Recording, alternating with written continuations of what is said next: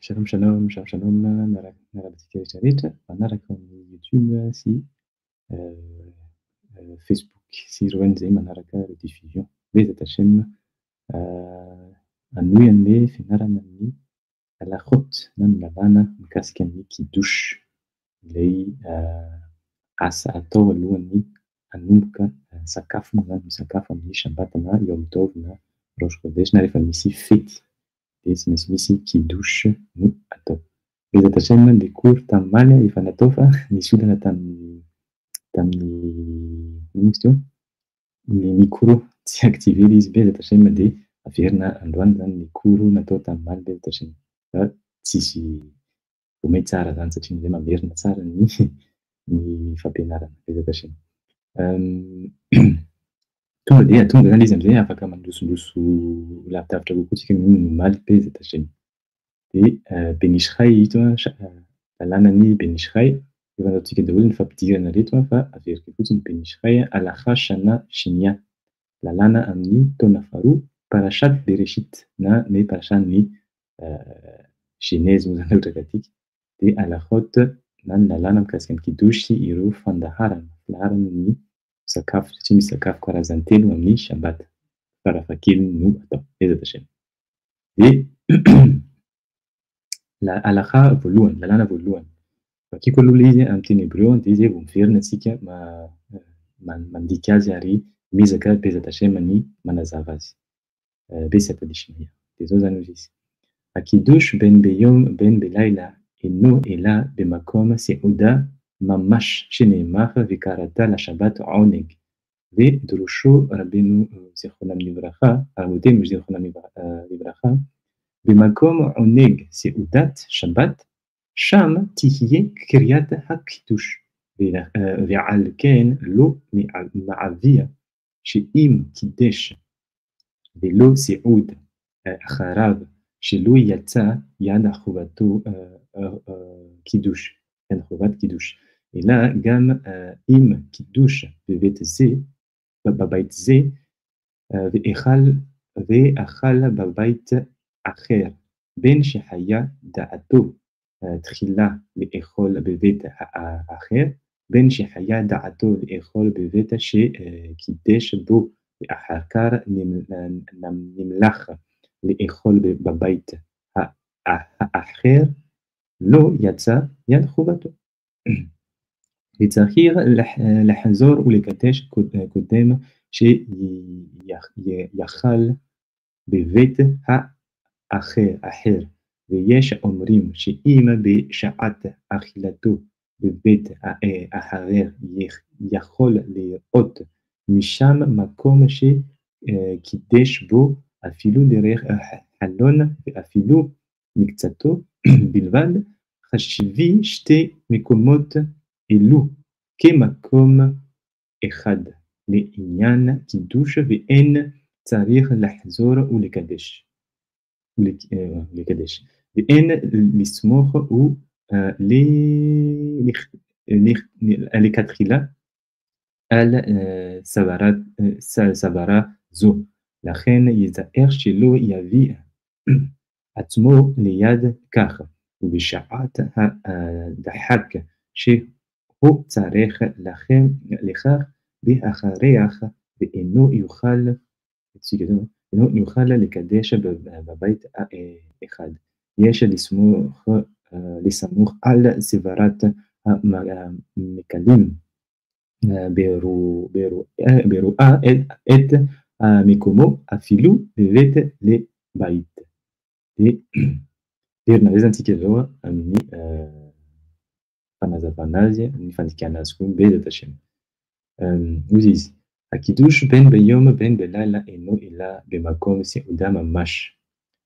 Ny fanatanterahana ny kidouche hozy izy dia na kidouche ny amin'ny alina io na kidouche amin'ny maraina dia tsy maintsy eo amin'ny toerana isakafoanana foana no anatanterahana azy. Tahaka ny voasoratra hozy izy rehefa mitentsika hoe karata la Shabbat oneg, io pasoky anankiray resahana rehefa manao an'ilay kidouche mihitsy indrindra. Karata la Shabbat oneg sy any amin'ny tefilot na ny vavaka amin'ny arvit na shaharit. בעזרת השם. ויש קראתה לשבת עונג. אם ניכנס קראתה לשבת עונג, הרי עצונו זיז, הוא עצונריו נשבתה, הוא עצונו זיז נשבתה עונג, נתוסקווי, fiara sasatra na fafinaretana, satria fafinaretana izy zao عونeg.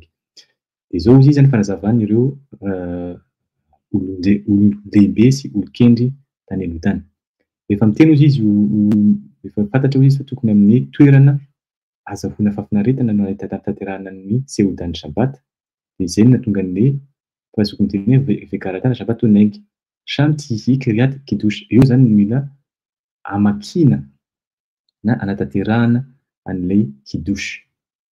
Miankina amin'ity hoe vekarata la sabata ary ho atsoina hozy izy ny sabata fafinaretana. Io izy hoe atsoina io le karata shehimitra ty hie karata io no anaovana ny kidosy.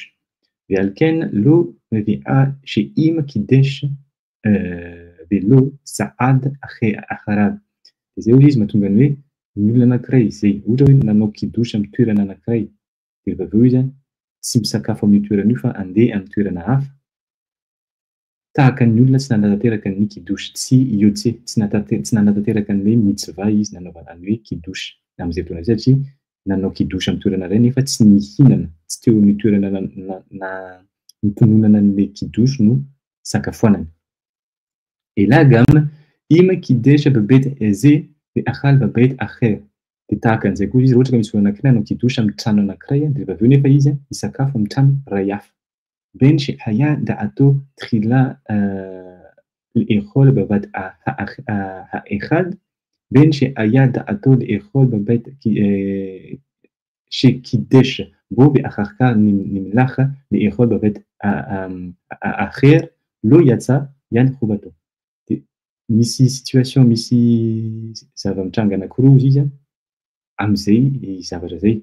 Na hozy izy misy olona anankiray nanao kidosy tamin'ny toerana anankiray de rehefa avy eo izy tsy sakafo nefa fa isakafo amin'ny toerana hafa, na le olona anankiray alohany hanao an'le kidosy amin'ny toerana voalohany efa nieritreritra efa nanome fahampatohana efa nanao kavanazana izy hoe isakafo amin'ny toerana hafa.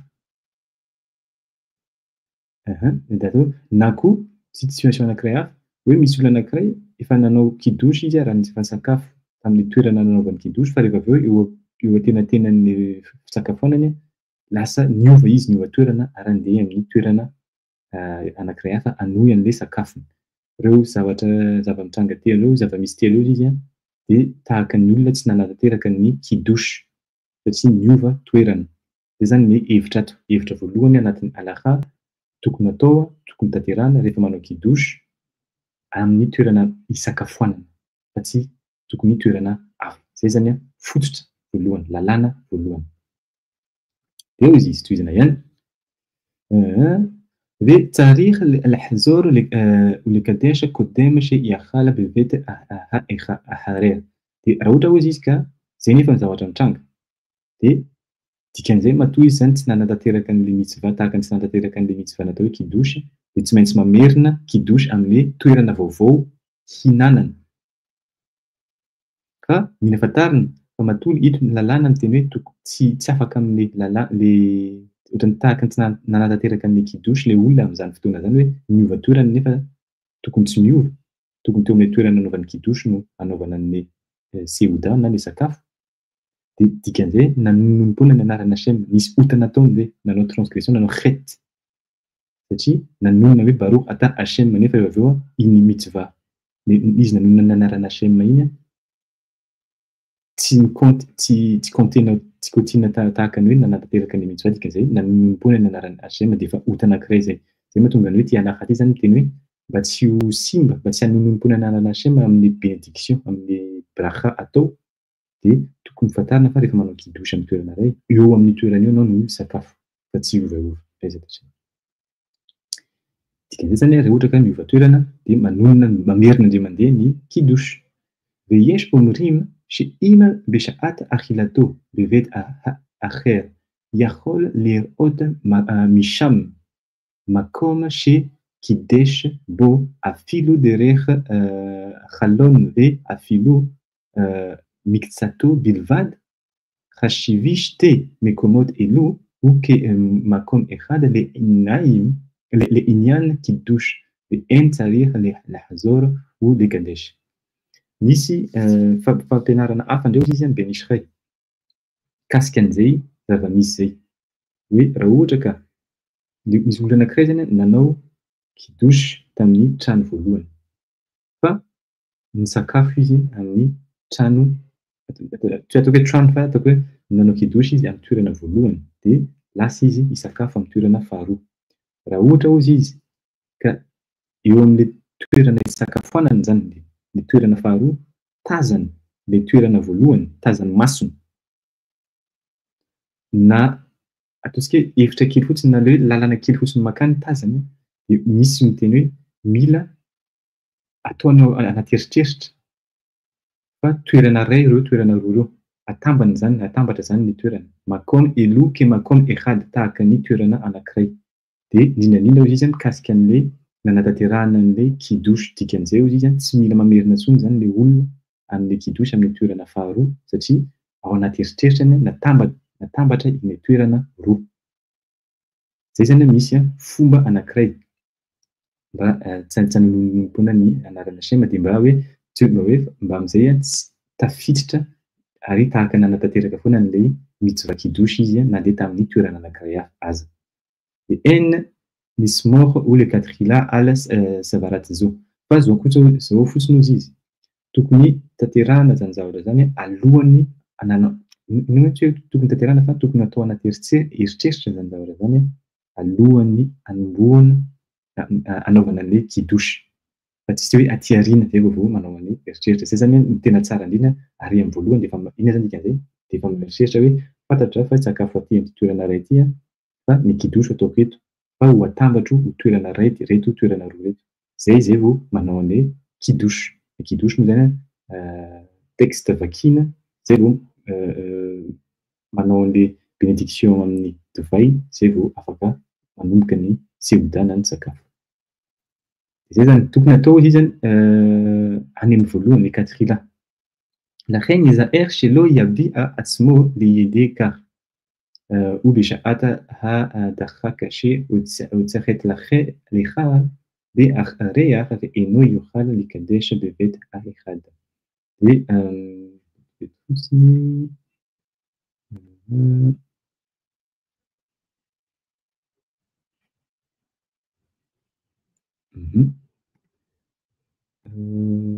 اوكي اوكي باو فاشن تكون من ديزون ميكرو إذا تشم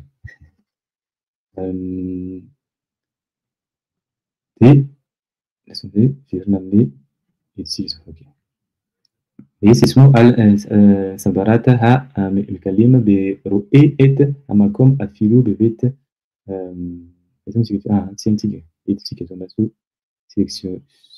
سيلكسيونين عندي إيتا يتكور مثلا توكي ببيت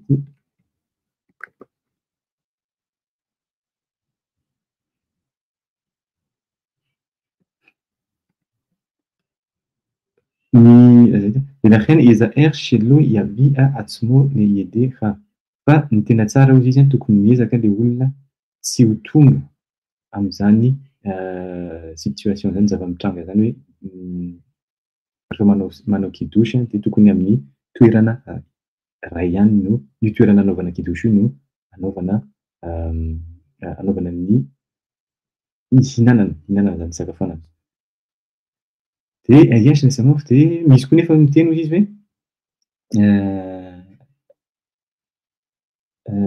hoana dikany an'ity vetivety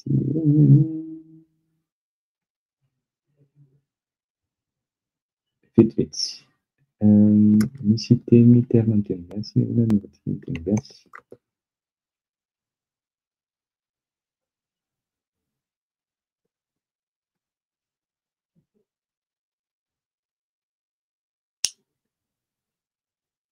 dia hoana zany teny gasy vetivety tady traducteur teny gasy tady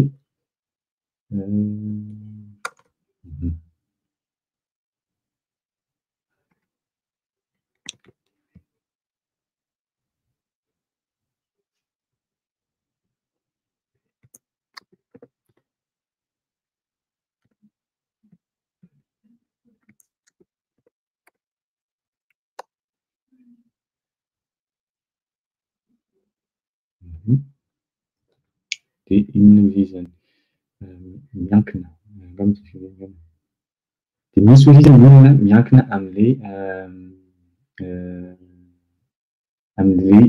fomba le fomba anankiray nazavainy teo aloha le hoe tazana le toerana.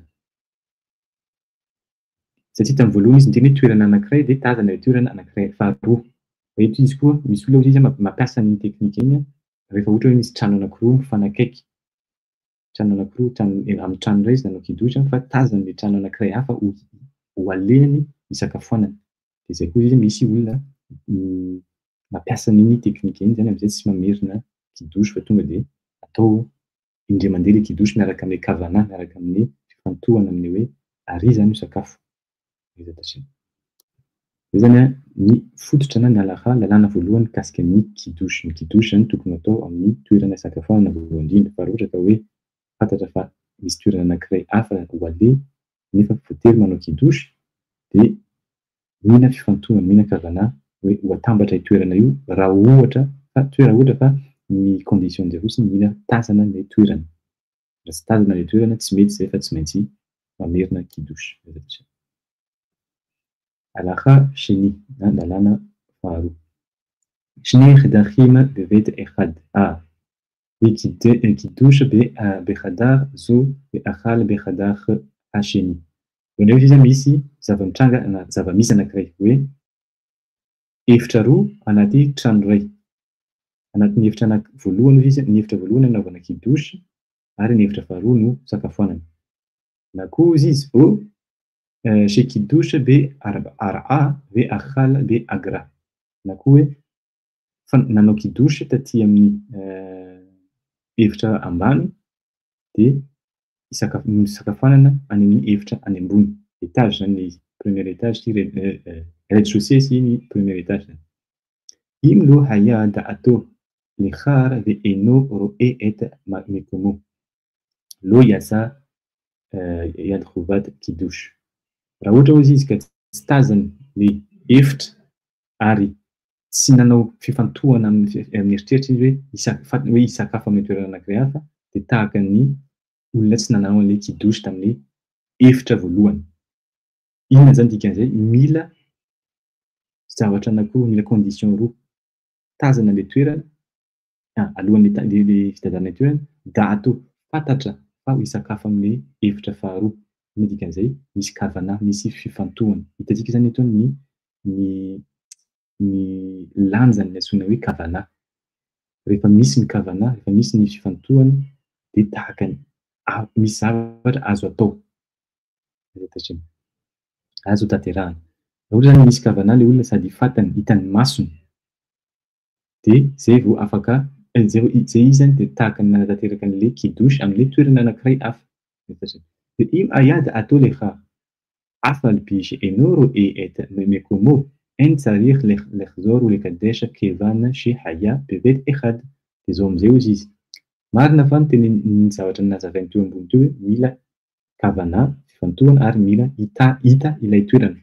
Fa hozy izy, raha ohatra ka ilay olona anankiray hozy izy nanao kavana fotsiny, fantany fa hanao kidosy amin'ny efitra voalohany izy fa fantany koa na efa napetraka ny tao anatin'ny kavana, ao anatin'ny fifantohana fa hisakafo amin'ny efitra faharoa.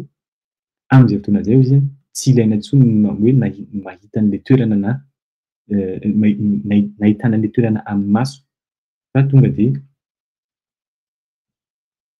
tafiditra ao anatin'ny le kidosy voalohany hozy izy ilay efitra. Satria maninona? Satria hozy izy bait ehad, trano anaty trano iray ihany.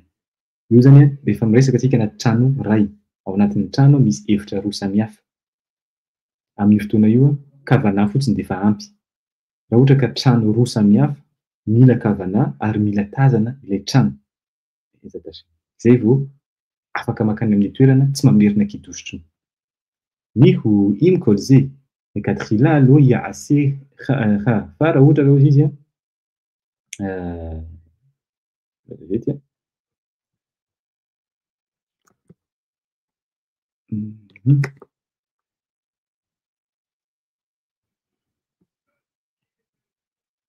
fa raha ohatra ka misy possibilité izy any amin'ny voalohany tokony tsy izay no atao. Ny dikan'izay tokony amin'ny toerana voalohany ihany no anaovana ny kidosy isakafoanana fa ohatra ka tena fantatra fa zay le rehefa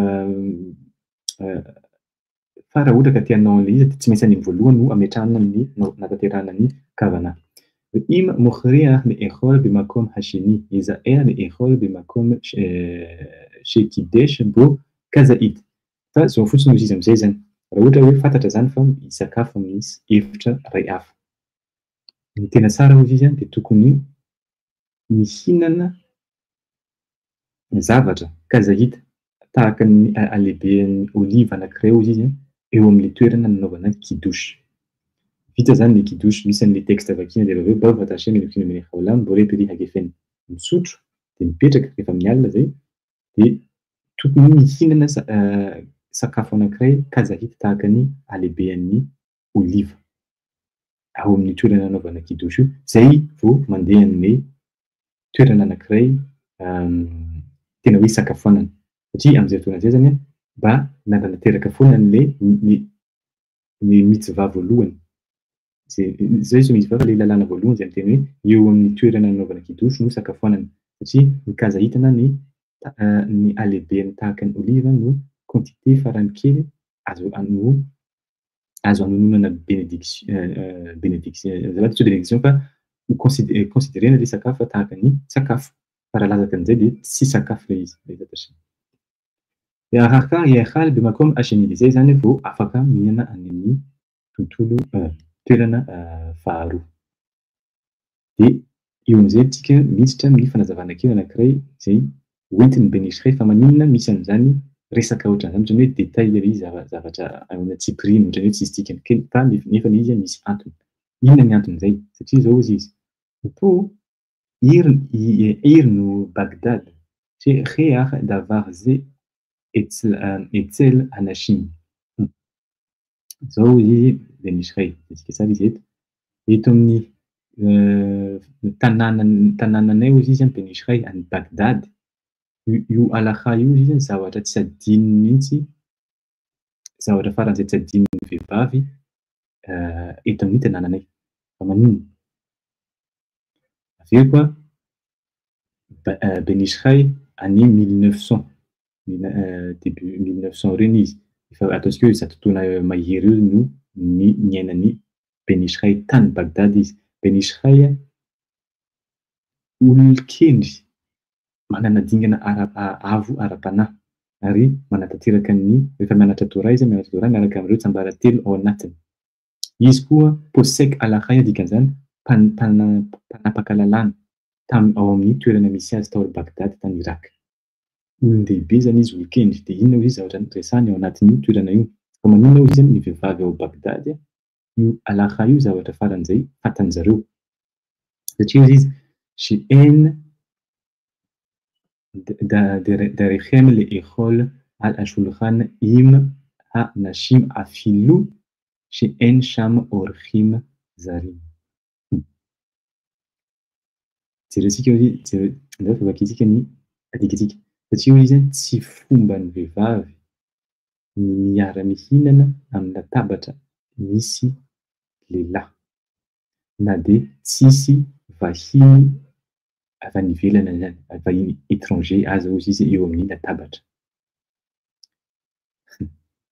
averiko tsy fomba ny vehivavy tamin'ny andron'ny Bagdad andron'ny benisiray ny miara-misakafo amin'ny lehilahy eo amin'ny latabatra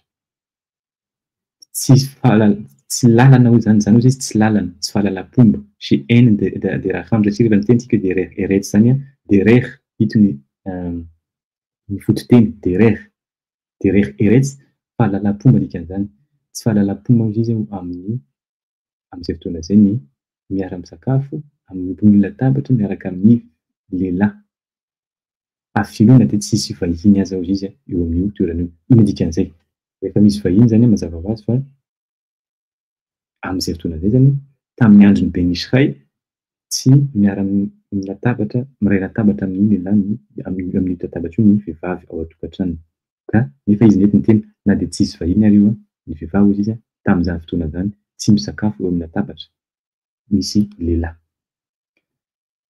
io fomba mbola misy mitazona an'io any ambanivohitra any Madagasikara.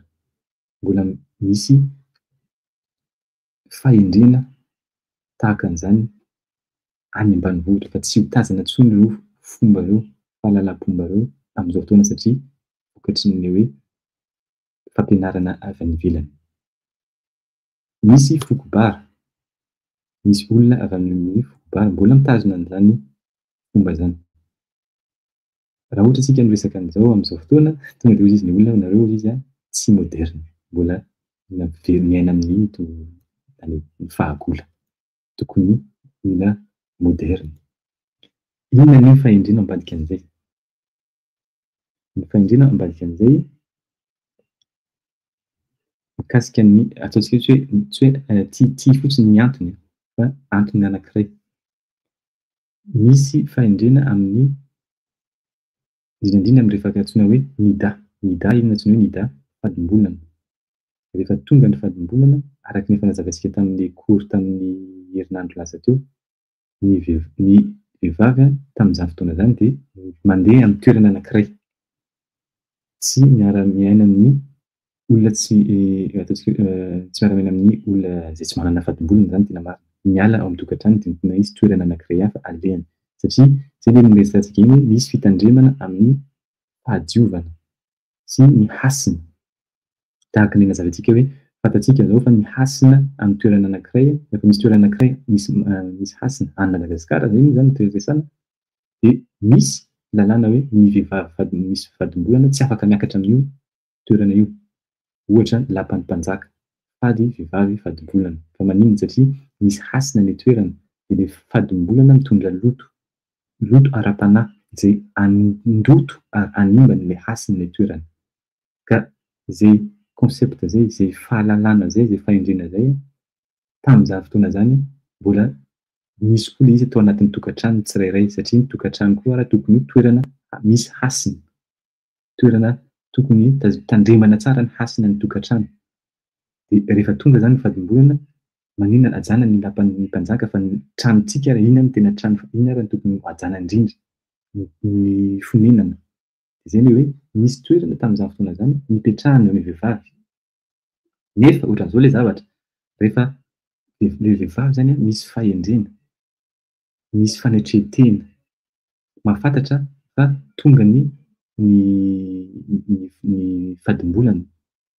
Tsy tonga dia miala izy amin'ny fahendreny sy ny fahalalàn'ilay ataontsika hoe misy lanjany ny hasin'ny tokantrano.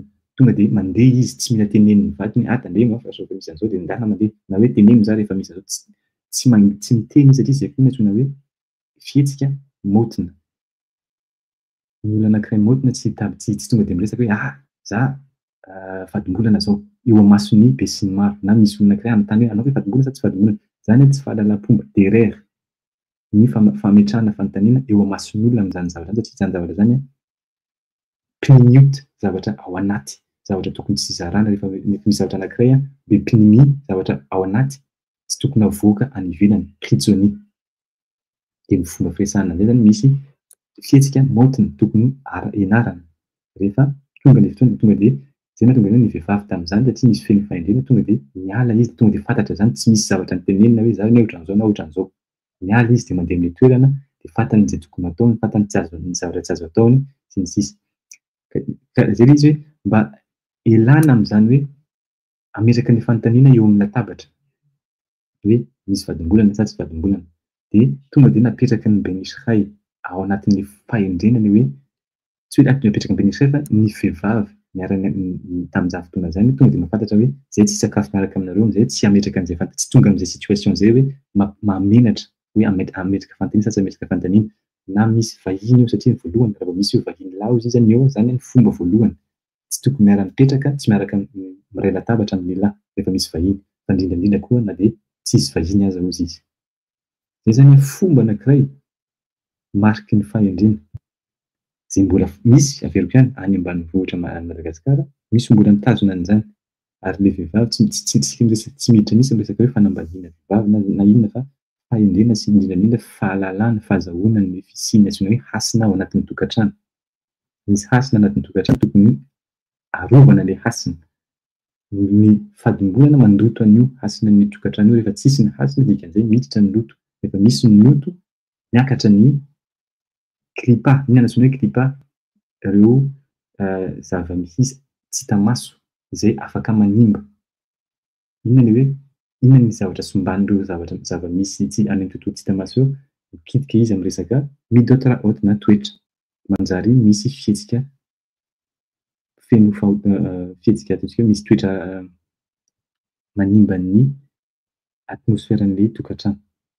Izay zany ny zavatra ohatran'ny hoe détail ilay izy fa zavatra tamin'izany fotoana izay mahatonga ny hoe tamin'izany fotoana izany nisy ny hasina, nisy ny fahendrena, nisy ny fahalalam-pomba. Izy rehefa simba fa tafampidirina ilay tsy tandremana ilay hasina izay dia manjary tafiditra ny zavatra rehetrarehetra dia mikorontana ny tokantrano. إليه دخل لشموع كيدوش بخضار شولخان من بعد البيت zay zany ilay izy zao amizay tohizana ny halakà satria ireo tsy miara-misakafo amin'ny balabait ilay loha tokantrano fa mila miheno izy zany ireo an'ilay kidosy ho tenenin'ilay balabait amin'ilay toerana anaovana misy an'ny balabait na ny loha tokantrano. Dia rehefa vita hoy izy ny kidosy olhim lehad achar le'echol jery zareo izy dia miala ny vehivavy zany dia mandeha amin'ny toerana tokony ho sakafôanan'ny zareo any amin'ny efitra anankiray natokana ho an'ny vehivavy. Dia zay ireo vao misakafo any. Dia zay zany ny ilaina zay mahatonga ny hoe ny vehivavy tamin'izany fotoana izany nahafantatra tsara an'ity lalàna anankiray ity hoe mila miheno an'ilay kidosy, eny ny kidosy miaraka amin'ny balabait loha tokantrano dia avy eo miala amin'ny efitra tokony hisakafoanany. Dia amin'izay fotoana izay izy zany ve'im haio ro'im becheder et makom hakidosy afilo miltsato khashnu akhda akhda ika she'eno nir'a makom hakidosh klal וזה ימצא על הרוב בבית הגדולים של האסירים. Dia misy condition koa izy rehefa fanaovana zay ohatra hoe misy vehivavy izy tsy te hanantona an'ilay toerana misy an'ilay loham-pianakaviana anaovana an'ilay kidosy fa enina avy any amin'ny efitra hisakafoanany zareo ilay kidosy fa tandremana hozy izy mba mila enina hatramin'ny farany ilay kidosy zany dikan'izay enina daholo ireo teny ao anatin'ilay kidosy. Fa vao misy teny anankiray tsy enina dia tonga dia tsy mety, tsy maintsy tahaka ny tsy nantanteraka an'ilay kidosy izy ny tena marina.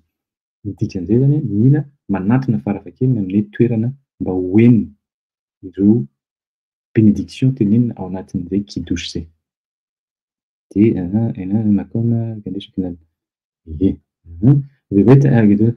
raha ohatra hoy izy ka eny ilay izy amin'ilay toerana hisakafoanany zareo zany tsy voatery zany vehivavy mitsangana fa eny ilay izy dia amin'izay fotoana izay hoy izy mila manana ilay kavanana resantsika teo foana hoe toerana ilay efitra roa samihafa zany efitra iray ihany no tena marina. Ireo efitra iray ireo zany tonga dia afaka amin'ilay kidosy balabait ilay efitra roa lasa toerana iray.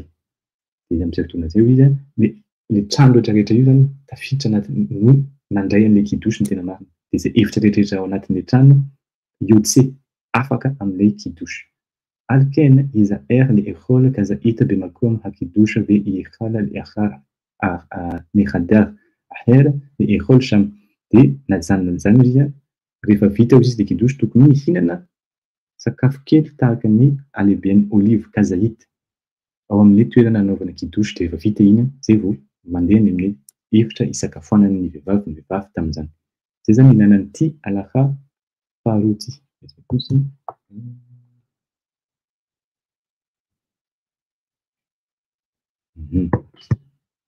Raha misy fanontaniana afaka mametraka ao amin'ny YouTube na mandefa message amin'ny messenger Bezat Hashem. Zay zany ilay halakà. Dia zay koa nefa fomba tokony na ny fahalalam-pomba tamin'izany fotoana izany izay nananan'ny malagasy. Bezat Hashem. Raha tsy nisy zany ity toerana ity miresaka an'ity mety tsy ho fantatra mihitsy hoe inona ny anton'ilay zay fihetsika zay na zay fomba zay. Fa Baruch Hashem ny fomba fiainan'ny olon-kendry anatin'ny Torah antsoina hoe Ben Ishraï, Rabbi Yosef Chaim Zany tsisy mahasamihafa azy sy ny fomba malagasy. Iza tash. Alakha gimel na lalàna fahatelo. Afiloha bikhadar ekhad. يمكيدوش بيزيتو زو على دعات لإيخول الشام بنمناخ لإيخول بزيوت شنية لو يعسيكين بكاتخينا بأف الجاف دي ماران زال ببسوك بوسك فاد بوسك كي هرمبام فيروش زال دي شري إن كل زي حريف زال بدعدانية خلقين و اختبو أخارونيم زال دقام مران زال يودا دي مكاتخيلا لو إريخ لمعفاد أخي لخين جنب زي يعسيخين لإخول كزهيتة تخيلا بزيوت شي كيدش با بأخاكا يفني لزوت أخيرت dia misy fanampin'le lalàna zany nampinina eto anatin'ity lalàna fahatelo ity. Na dia hevitra anankiray ozy izy zany Ben Israël no nanaovana an'ilay kidosy. Dia nefa fantatra ary nanao an'ilay kavana fantohana fa hisakafo amin'ny hevitra anankiray hafa. Na koa fantany fa hisakafo amin'ny toerana anankiray hafa izy teo eo am-pisakafoanana niova hevitra izy. Nanao kidosy izy dia nihinana tao amin'ny toerana io le hevitra iray nefa rehefa avy eo eo ampovoan'ny fisakafoanana misy zavatra nitranga dia manjary voatery izy mba ataontsika hoe mihinana amin'ny toerana anankiray hafa. Io zavatra io izy tsy tokony atao ireo fihetsika roa ireo izy tokony ezahana mba tsy manao an'ilay izy dia any voalohany. Ny dikan'izay tokony hoe na fantatra fa andeha amin'ny toerana anankiray hafa dia manao kavana na eo amin'ny toerana anaovana kidosy no fisakafoanana.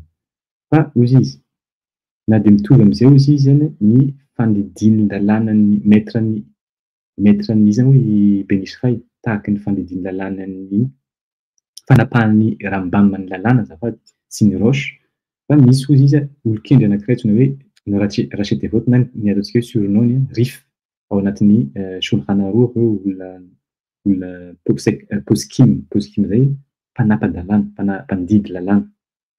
Dia io izy miteny hoe كتوب لكاترينا لو إيريخ لمعاذير أخي tokony ezahan'ny olona anankiray foana hozy izy amin'ireo zava-mitranga rehetrarehetra ireo situation be dia be ireo ny rehefa misy kidosy tokony mihinana farafahakeliny zavatra anankiray kazahita tahaka ny alehiben'ny olive.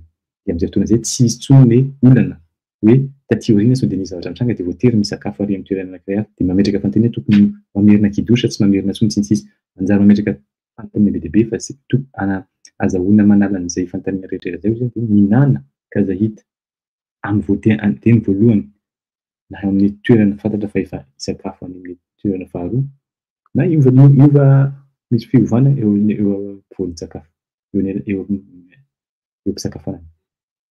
Leza tash. Alakha dalet tsahir لإدخال بمقام حكيدوش لألتار بإملو أخال عاد لأخار زمان لو يتسا يد خوبتو نيسي alakha anankiray hafa andeha alakha fahefatra lalàna fahefatra revo navita an'ilay vao avy nanonona ny kidosy zany hoe vao repery agefena izy dia mipetraka dia ny tena tsara indrindra izy tonga dia mihinana. Tsy asiana fotoana zany ela be elanelan'ny anaovana kidosy ny fotoana hihinanana. Tokony ampanantonina faran'izay akaiky indrindra ireo zavatra mitranga roa eo. Dia iny no akhal ada le akhar zman. Raha ohatra hoe izy ka nisy olona anankiray mihinana tao aorianan'ilay fotoana tokony misy fotoana zany tokony tsy depasena tsy tokony tsy depasena. Dia amin'izay fotoana izay izy tahaka ny tsy nahatanteraka koa an'ilay mitsivantsoina hoe kidosy ilay olona. Satria avy amin'ny kidosy no manokatra amin'ny fisakafoanana. Raha nanao kidosy nefa tsy mihoatra loatra ilay fotoana ka tsy misakafo ilay olona dikan'izay tsy kidosy ny anaran'iny. fa nanomboana nasiana mandeha namonita zay dikan'izay. Sao de misy fanontaniana azafady. Baroka sa. De ino izy io afaka. Avala ino de fanontaniana zany hoe mila fantatra hoe inona zay fotoana zay tokony tsy ho depasena. Fa ho tenenina izy, ho hazavaina izy rehefa avy eo. Satria rehefa nanao kidosy zany tokony tsy mihoatra an'izay vanim-potoana zay. Avala ino بدأت حياة الإخوة مياد لراك إرآ لو أنس نتأخذ لآخر زمان ريزو يتسا يد خبطو فروجا ndreo izy misy olona zany nanao kidosy de fatany fa tonga de sakafo izy eo ny eo ataontsika hoe eo aorianan'izay fa tsy hoe hiandry fotoana lava be nefa eo anelanelan'izay hoe misy zavatra nitranga ataontsika hoe misy pikoah nefesh dikan'izay misy zavatra nitranga tokony hoe misy olona naratra ohatra de hoentina tany amin'ny hôpitaly dikan'izay misy fotoana be dia be zany de tena depasena ny fotoana tokony tsy depasena am'izay fotoana zay satria izy ireo zavatra ireo ny zavatra nitranga nisy zavatra tsy maîtrisena zany fa mipoitra de tsy io olona io izy tsy maninona mihitsy rehefa ohatra hoe tonga de misakafo izy aorianan'izay satria tsy maîtriseny le zavatra nitranga tsy izy nisy sitrapo hanao an'le zavatra fa misy zavatra nipoitra teo amin'ny fiainany teo amin'ny vanim-potoanany zany tena marina de mihoatsehy izy hozy izy afaka amin'le kidosy de o يشغل كيمغام alze سيرا له أفيلو إم حياة بدعة تخلا ليخول أخا زمان أفيلو أخا شعاع وشتايم أفيلو أخا شيء يخول نمي يتسا بدياباد وخيوتي دي كوفيو لمن سبال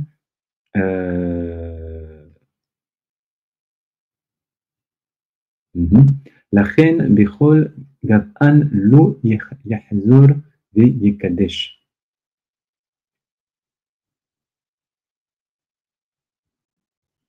Feno خليك feno sokajy izy ao anatin'izay zavatra mitranga zay le hoe nahatonga an'le olona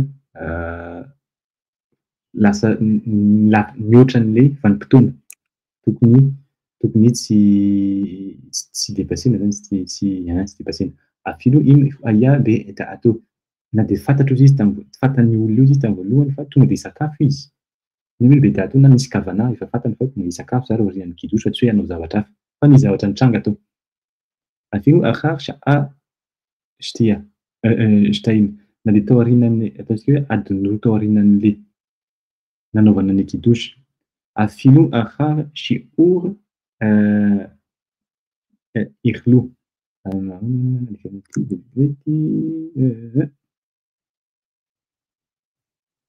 na de misy zavatra nitranga izy fa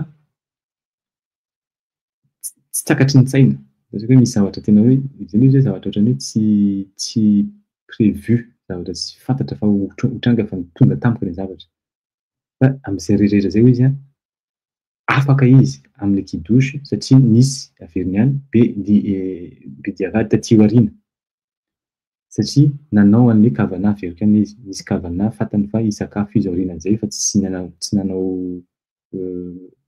prédiction na hoe hanao zavatra hafa raha tsy nisy an'izay zany de manjary mamerina an'ilay kidosy de revana de zay karazana zavatra rehetra zay mitranga ohatran'ny teo izy afaka foana raha ohatra ka nisy zavatra ohatran'io indray izy fa tsy natsina ny kavana dikan'izay yahzor veikadesh raha ohatra ka tsisy ny kavana zany de tsy maintsy mamerina ny kidosy le olona ni o ima ze le kidosy halaila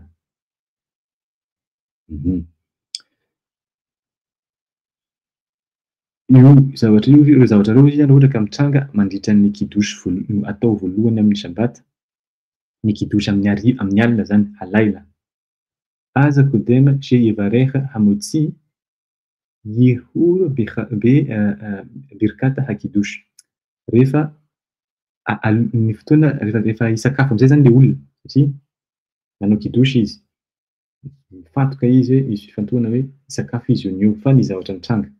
Dia zao am'zay izy iveriny andeha sakafo. Rehefa sakafo mantsy ny sakafo tsy maintsy manomboka amin'ny fihinanana mofo.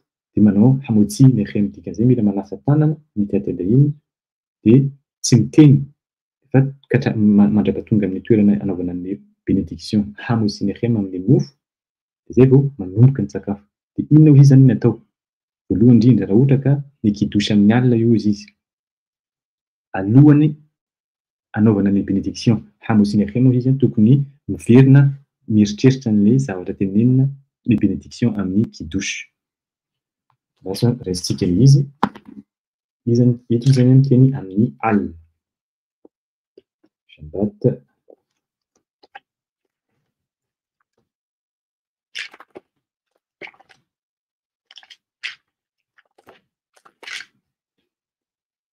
Rehefa taverina zany izy avinao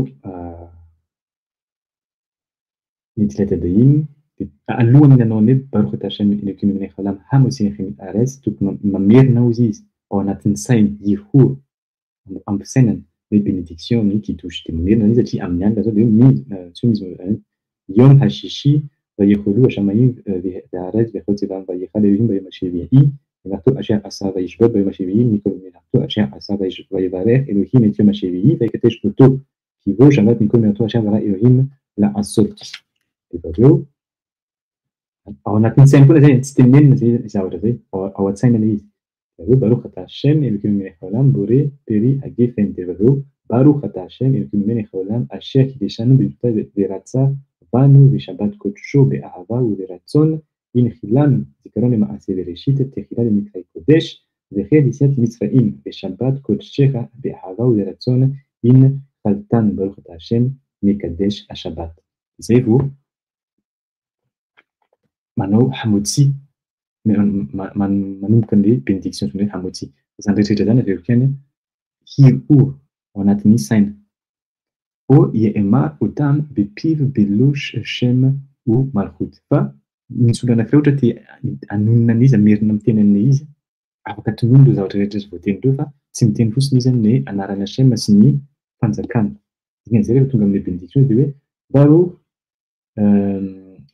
bore peri hagefen dia hoe Baruch asher kideshanu b'mitzvotav ve'ratzavanu ve'shabbat kodsho be'ahava u'beratzon inchinanu et sisa dia Baruch mekadesh hashabbat. Zany izy teneniny amin'ny vavany. Raha ohatra ka tiany tononina ilay izy fa tsy ataony anaty saina. Ve'imhu beyom. Zay zany rehefa kidosy amin'ny alina.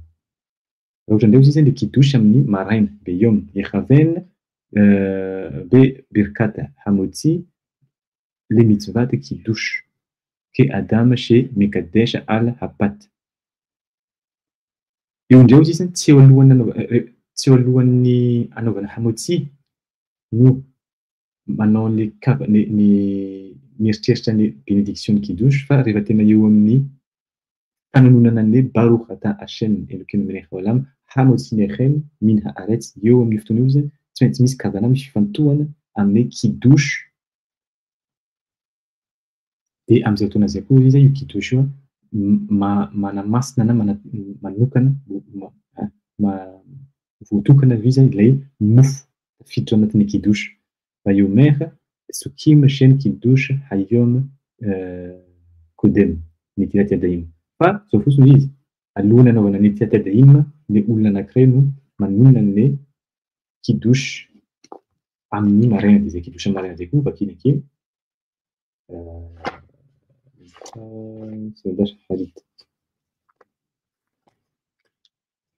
Mizmor le David Tehillim anankiray dia vareo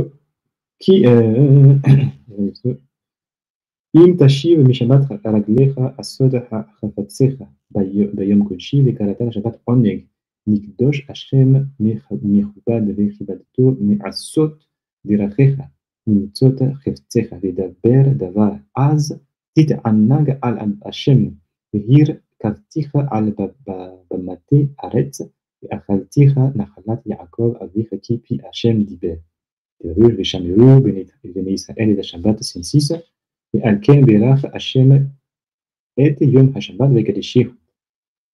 de ça vraiment tsy misy zavatra marana satria efa natao zany le kidosy am'zay fotoana zay sady tsy tokony adintsika zay fa efa natao le kidosy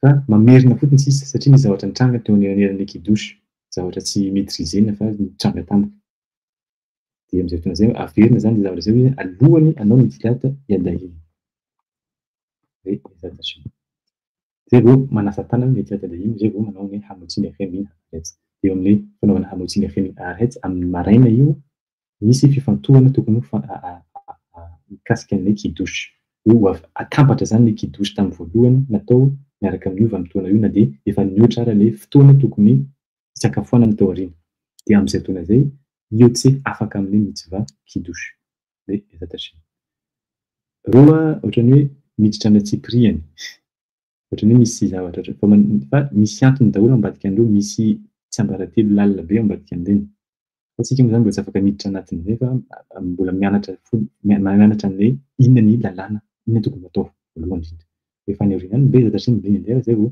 mitrandraka an'izay hoe inona moa zany mahatonga ny lalàna mampiavaka ny kidosy amin'ny alina sy ny kidosy amin'ny maraina fa inona andreo vanim-potoana roa fa tsy mitovy satria ny kidosy iray ihany nefa tsy mitovy nefa le texte dikan'izay misy antony eo ambadika zata-so fa zao aloha isika mianatra amin'ny tsotra دي الأخبار إنه توصيل الشيء دي زي يخال أدام لكديش آخرين أفل بي شيء إنه أخال إيماهم وإن بزي خشاشة مشوم كيدوش شلو بمكان سيودا تنوي رأولة ميسي سوى تمتانغ نكري وميس أدام أنا كري ويز ولا نكري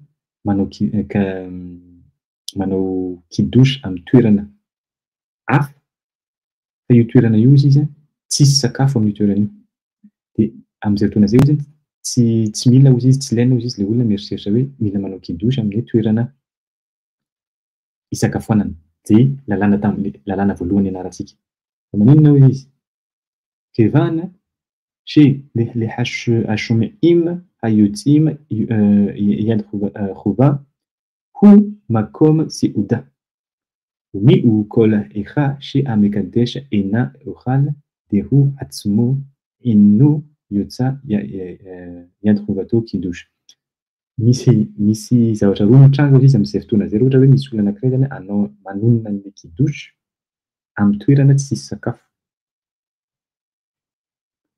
voalohany indrindra zay zany tsy tafiditra anatin'le cadre an'le fefy napetraka tamin'ny voalohany hoe ny toerana anaovana kidosy no isakafoanana satria fantatra fa anao kidosy nefa tsy sakafo dikan'izay tsy ao anatin'izay cadre zay tsony le zavatra fa inona ny zavatra mitranga am'izay fotoana zay hozy izy misy kavana tokony atao izy misy fifantohana atao hoe ny olona zay nare an'le kidosy dia afaka am'le mitzva kidosy satria enony zareo izy le kidosy am'le toerana ho anaovana sakafo na de tsy sakafo areo fa le sakafo mety ho avy any aoriana dikan'izay reo le olona mipetraka amin'ny toerana zany nare an'le kidosy de reo no afaka am'le mitzva fa le olona nanonona azy ozy izy le olona nanao an'le kidosy fa tsy nihinana satria tsisy sakafo amin'ny toerana io izy tsy afaka am'le mitzva le didy napetraka saina mikasika le didy ataontsika hoe didy mikasika ny kidosy somary averina ihany teknika be zavatra fa misy antony koa zay averina misy antony daholo zavatra rehetra reo fa le olona manona ny kidosy zany fantana zany fa tsy toerana izy io fa toeran'olon-kafa mandeha amin'ny toerana anankiray izy manao kidosy io toerana io nefa tsisy sakafo na tsy sakafo le olona nanona kidosy tahaka ataontsika hoe tsy izy no afaka am'le mitzva fa le olona niheny satria le olona niheny no novanginana na hoe no nare an'le kidosy inona ny anton'izay hazavainy andrasa aloha koa i she amekadesh enao haze lo ikadesha لآخرين وكتخيلة عفا الكن hema, inama, io dia im, rikadesha be atsimo. Zay izy mahatonga an'le hoe tokony tokony tsy manao kidosy izy zany ny olona anankiray amin'ny toerana anankiray dia fantany fa amin'ny voalohany dia fantany fa izy tsy sakafo ao. Heverina ihany zany le cadre napetraka tamin'ny voalohany hoe ny toerana anaovana kidosy ao ihany no anaovana isakafoanana.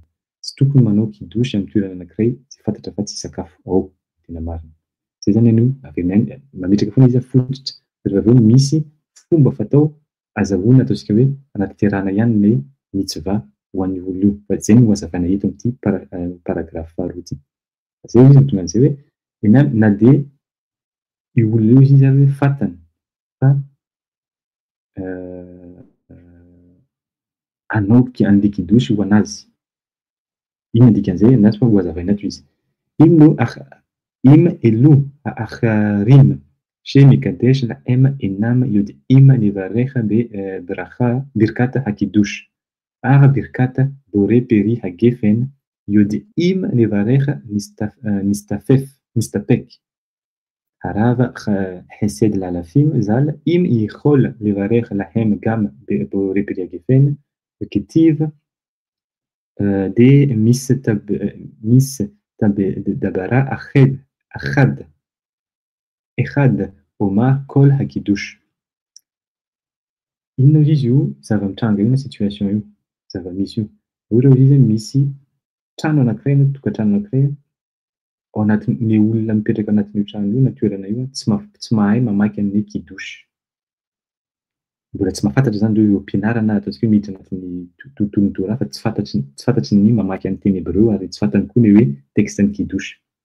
Dia miantso olona anankiray zany izy mahafantatra an'ilay kidosy mba hanonona azy, hanonona ny kidosy. Dia zay ilay tonga ny lalàna teo ambony hoe rehefa io olona io zany manonona, tsy izy no manaraka ny kidosy fa manao ny kidosy ho an'ny olon-kafa izy. Dikan'izay rehefa miverina any an-tranony amin'izay io olona nanao ny kidosy io, tsy maintsy mamerina kidosy, tsy maintsy mamerina ny mitsivà. Zay zany nazavainy teo ity olona anankiray ity izy tonga amin'ny toerana izay feno olona nefa tsisy afaka manonona an'ilay tsy afaka manao an'ilay tsy mahay enam iodia levare tsy mahay manao ny bénédiction ny kidosy. Fa ny zavatra fantatrareo fotsiny izy ohatra hoe ny bénédiction amin'ny bore peri gefen amin'ny divay. Misy fanontaniana napetraka an'ilay olon-kely hoe raha amin'izay fotoana izay tokony nataony zareo zany ny farafahakeliny satria tsy mahavita manao ny kidosy izy fa fantany ny manao ny bénédiction bore peri gefen amin'ny divay. Ameo an'izareo izy zay bénédiction zay mba ho ataony zareo. Dia zao izy niteneniny rava anankiray antsoina hoe chesed lalafim zay ny surnom.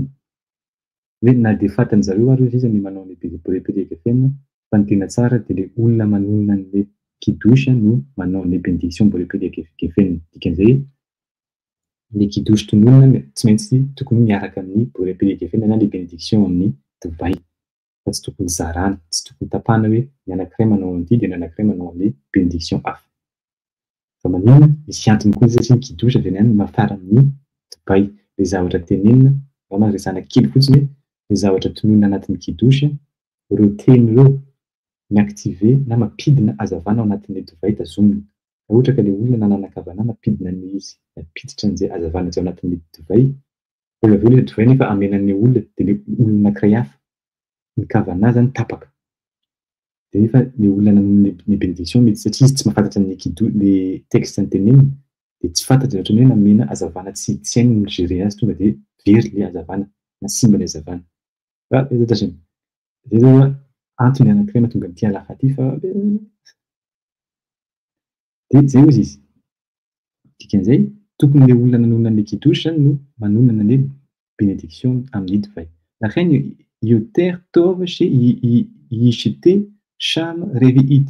Zay hozy izy koa mahatonga an'ilay halakha amin'izay hoe sy ilay fanapahana nataon'ireto olon-kely ireny rehefa navita ny kidosy io olona io amin'izany zava-mitranga zany tokony misotro, tonga dia izy misotro an'ilay divay amin'ny quantité antsoina hoe revi'it. Revi'it zay koa quantité anankiray amin'ny rehefa resaka rano, zavatra sotroina. Zavatra fisotro. Tahaka ny rehefa hoe misy sakafo ataontsika hoe solide, mafy. Dia ny quantité farany kely zay considérena fa sakafo ny antsoina hoe tahaka ny halehiben'ny olive. Dia rehefa zavatra fisotra indray dia ty hoe révéite. Révéite zany ray ampafitony ilay rano ao anatin'ny kily anatin'ny vera. Ray ampafitony misy antony koa zay. Hanitra zany. وكتعرفتي بصفة اجتماعية بصفة كدوش ميكابسيل إم كفار كيديش ببيتو بأخال وبا بكديش لإلو دايلو شيء يتعام من حياين إلو كيديش إدين أسور لو لتأم ميزي حياين كيفان شيء إنو أخال شام وكاشير نختوف نكمان. Dia misy fanazavana anankiray niresahan'ny Benishray ao anatin'ny bokiny anankiray hafa antsoina hoe Mekabsiel hozy izy. Ohatra zany misy olona anankiray indray efa nanao kidosy izy ary efa nisakafo, nanomboka nisakafo tany an-tranony. Dia misy olona miantso azy hoe avy fa zay tsy mamaky an'ilay kidosy fa afaka ataonao ve ilay kidosy. Dia tonga izy mba mikadesh dia tonga amin'ilay toerana anankiray. Dailo شيء يتعام من حياين. Efa nanao satria izy efa nanao an'ilay kidosy tany an-tranony, tsy voatery intsony izy zany misotro an'ilay ray ampafiton'ilay divay. Hoe iny lo kidesy edany asor lo لتعم izy ito fotsiny misy zavatra kely.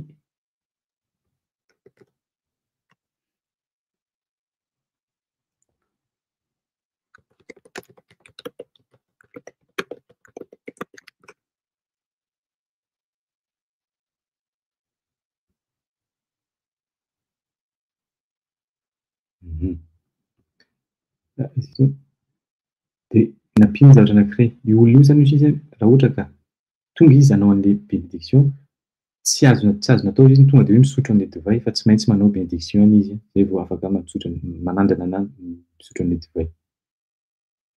Na dia efa nahavita an'ilay kidosy tany an-tranony zany. Zay no teneniny. Raha enam يخال شام na dia dia misy kavana zany izy fa rehefa manao an'ilay kidosy izy tsy maintsy misy fifantohana, misy kavana ataony hoe tsy hisakafo amin'io toerana io izy fa natsoina fotsiny izy hanatanteraka an'ilay kidosy satria efa nanao kidosy tany an-tranony izy ary efa nijanomboka nisakafo. Dia mila manana an'izay kavana zay rehefa hanao an'io asa io. Tsy hisakafo ao izy. Sham lo eno يخال شام ليك أشير نختار لكمان dia tahaka an'izay voasoratry ny Benishray izy ao anatin'io bokiny io. وإيم يشتي ريفيت كماش أمار أراب خسال زي شنوي بمخلوقاتك أشياء كتوبة لكمان. Raha ohatra indray ozy izy, io olona io zany efa nanao kidosy tany an-tranony, efa nisakafo fa avy eo natsoina dia amerina hanao kidosy ho an'ny olon-kafa. Raha ohatra izy tafisotro, nisotro azafady an'ilay ray ampafitony divay tao anatin'ilay kidosy nataony, eo izy zany misy fedi-kevitra amin'ny olon-kendry maromaro mikasika an'izay zavatra zay. Inona ozy izy? Miho. Nikman neva erge yesha lismar ala savarat ha matirin lishtot reviit le et ha tsorer. Ulefi ze be nidun didan nimi hashiv tsorer. Ushfor hura arav zal لخاخ لفاريخ زفاد بوري بيلاجيفين جامكن و لشتوت ريفيت بكل زي هي هو إم كي شي هوليخ لبيتو لكديش أو لإخول شام نمتا إم بناف و بني بيتو شي هو موزي أوتام يان خوفال كيدوش إمو. Misy zavatra mitranga ao izy ohatran'izao. Ohatra zany misy olona anankiray izy indray mbola tsy tany an-tranony fa ataontsika avy any amin'ny synagogue izy avy nipetaka nisety. de natsoin'le olona hoe: "Ah, zahay tsy mahay manao kidosy fa andao mba ataovy ny kidosy." De mandeha eo amin'ny toerana izy. Fantany zany izy fa tsy ao no anaovany kidosy sy isakafoanany fa manampy olona izy. De am'zay fotoana zay zany a amin'io fotoana izy mila misotro revity. Ny ray ampafitony quantitén'ny le divay. Fa rehefa tonga any an-tranony izy hozy izy a, de mamerina manao kidosy izy teo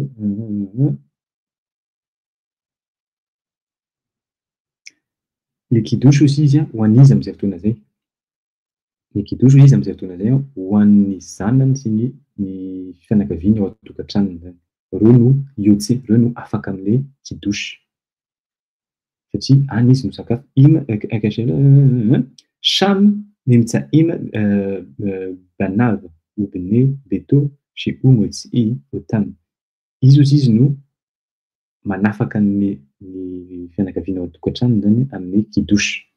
Ary ima bebeto lo yesh dam akhera chez Yotsi ou Yad Rovato kidosy. Et là Sham mikadesh le atsmo binvad. De raha ohatra hozy izy nanao an'izay izy fa ao an-tranony hozy izy tsisy olona anankiray, lehilahy anankiray afaka nijivany kidosy ho anazy satria rehefa nanao ny kidosy izy zany tsy ho anazy intsony fa ho an'ny ho an'ny fianakaviany ao an-tokantranony, zanany sy ny vadiny sy ny sisa. Fa zay zavatra zay hozy izy a raha ohatra natao zay raha ohatra ka tsisy olona nahay nanao kidosy tao an-tokantranony. Et là Sham mikadesh le atsmo binvad. Ini basé Roser ve nit kal besaka marfuket. כיוון שיש סוברים אם קידש במקום אחר ושתה רביעית יין יצא יד חובת קידוש במקום סעודה. manazava an'le adihevitra misy tao amin'ny Rachamim izy eto Benishray azadiny tokony tsy adintsika fa averiko zany zay zany le izy. Ny olona zany zao am'izay fotoana zay lehilahy nanao ny kidosy amin'ny toerana tsy isakafoanany sady tsy fianakaviany misotro revity un septième ray ampafitony divay. De rehefa aveo izy andeha any amin'ny toerany manao kidosy fandroana izy fa le kidosy io izy tsy ho anazy intsony fa ho an'ny fianakaviany.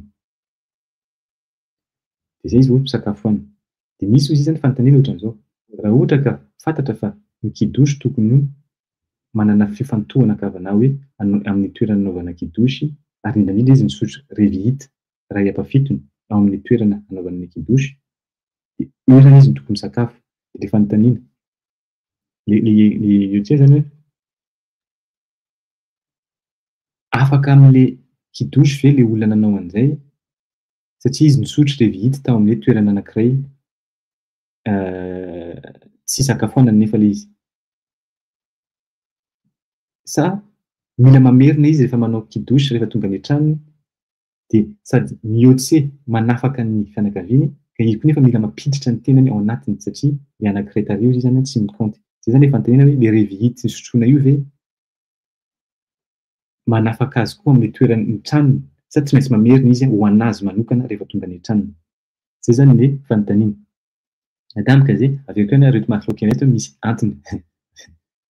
Reto alakha reto misy hevitra avo, hevitra ara-panahy avo ao ambadika fa mila fantatra le kôdy. De hozy izy alken Adam kaze chez ou mekadesh akharkar bebeto le atsmo bilvad lo yachnis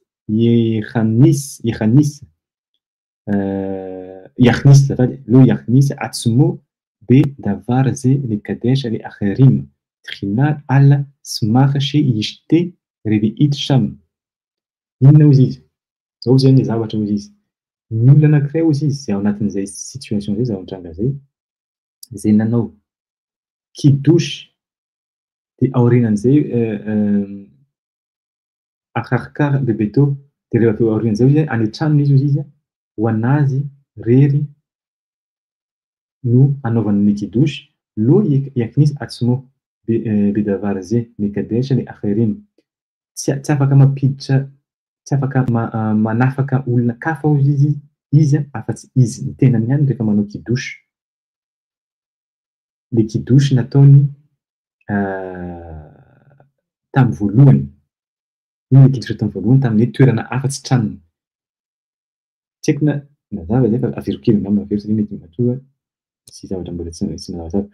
Semaha izy te averiko zany izy le olona zay nanao kidosy tamin'ny toerana voalohany zay tsy nenazy tsy tokantranony tsy tranony. Raha ohatra izy mandeha any an-tranony amin'izay dia mihevitra ny kavanany zany hoe hanafaka ny fianakaviany avy amin'ny alalan'ny kidosy satria ny fianakaviany miandry azy, izy ny raim-pianakaviany.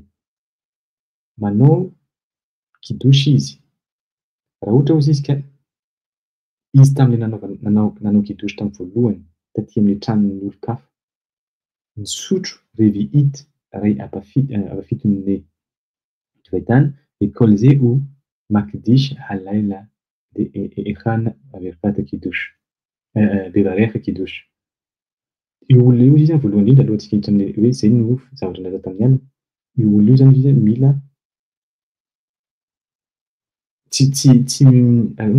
tsy mila mamerina kidosy ho anazy intsony izy fa efa afaka mitato zany izy. Zay zany ny position voalohany satria izy efa nantanteraka ny kidosy teto fa mbola mamerina kidosy izy fa le kidosy faharoa ataony izy tsy izy intsony manafaka ny tenany fa izy manafaka ny tenany olon-kafa.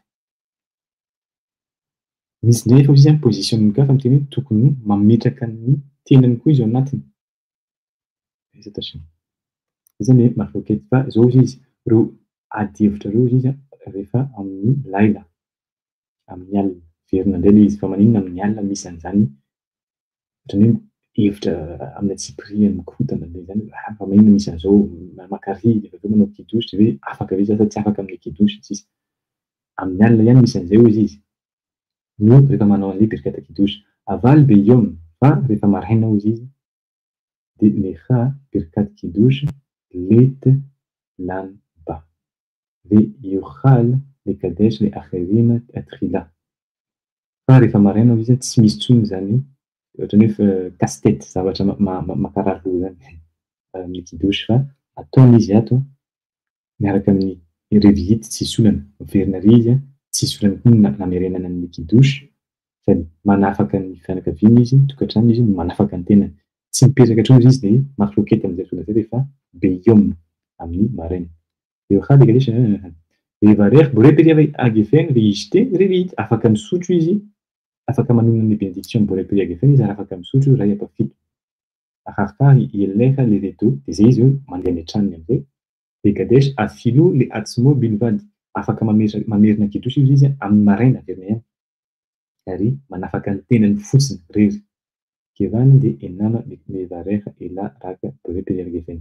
Fa amin'izay fotoana izay izy ny tsy mamerina ny kidosy rehetrarehetra izy rehetrarehetra fa tonga dia rehefa tonga any an-tranony izy dia miteny fotsiny boreperi agefeny dia vita. Fa rehefa amin'ny alina izy tsy ohatran'izay. Rehefa amin'ny alina ny tena marina tokony hoe manao boreperi agefeny izy zany dia ameny olona olon-kafa no misotro azy na misotro izy fa latsaka ny ray ampafitony dia rehefa tonga any an-tranony izy zay vao misotro amin'izay miaraka amin'ny mamerina ny kidosy sy ny bénédiction boreperi agefeny dia misotro ray ampafitony amin'izay. Beza tasy marina fa misy détail be dia be izy fa aveo koa afaka mameraka fanontaniana amin'ny messenger beza tasy dia mizaka ihany ny mamaly. Fa ajanonantsika eto zany izy dia tohizana amin'ny fihezana kely hoe lahavava. لقداش لآخر لأنه يخال إما اللي هو عيدين له قداش بيته أريزو له يدعم كلهم من أكوس كي أسول لتقوم قدام كدوش شيء إنه يوتسي يدخل بكدوش زي تأني كدوش إلا بمكان سيودا. Da soara resika kely fotsiny ity eto ity.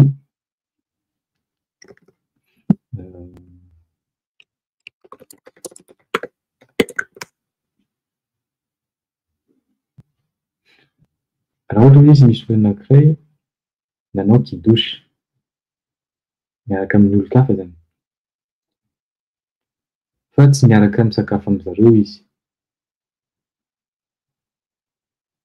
Na koa izy misy olo anankiray tsy nanao kidosy tao an-tranony. De io olona io izy zany tsy afaka misakafo ao amin'io toerana io. Averiko. Ohatra zany hoe ino an'Agadez misy olo anankiray nanao kidosy miaraka amin'olo-kafa, fa reo izy tsy misakafo, fantany fa tsy hisakafo amin'io toerana io miaraka am'zareo. De ou edana laoka kidosy beva atao. Nefa izy fantany fa tsy hanao kidosy any an-tranony izy. Io olona io izy tsy afaka manandrana na mihinana amin'ny sakafo ananan'ny ino moa ananan'le olona eo amin'ny toerana nanaovany kidosy io. Ary tsy vitan'izay satria izy hoe tsy sakafo tokony tsy afaka manandrana na rehefa vita le kidosy de hoe amena anazy ny divay hosotroiny satria nefa tsy sakafo io. Tsy azo amena anazy hozy izy le kaosy le veran'ny divay ho andramany, tsy afaka na hosotroiny satria izy hozy izy tsy sakafo io. De maninona zany zavatra zany? Inona zany zavatra zany? Satria izy zay le principen'izy anartsika hoe tsy afaka manao kidosy amin'ny toerana anankiray zay tsy hisakafoanana. Raha ohatra zany misy olo anankiray mipetraka izy, misy olo anankiray manao kidosy de fantany fa henony kidosy fa izy tsy hisakafo eo. Tsy mahazo misakafo eo zany izy dikan'izay tena marina. Fa tsy maintsy mandeha any an-tranony de manao ny kidosiny. Zay vao misakafo. Beza ta chaîne alohan'izany eto efa lavalava zay fa amin'ny manaraka tohizana alafa zahina lalàna fahafito. Mparoko adonay ny rano main domaine mankasitraka izy nanaraka teo amin'ny YouTube sy any amin'ny Facebook de averiko ihany aza misalasala mameraka fanontaniana miezaka ny mamaly be zata chaîne. Io mitovy Salvador le Kunao.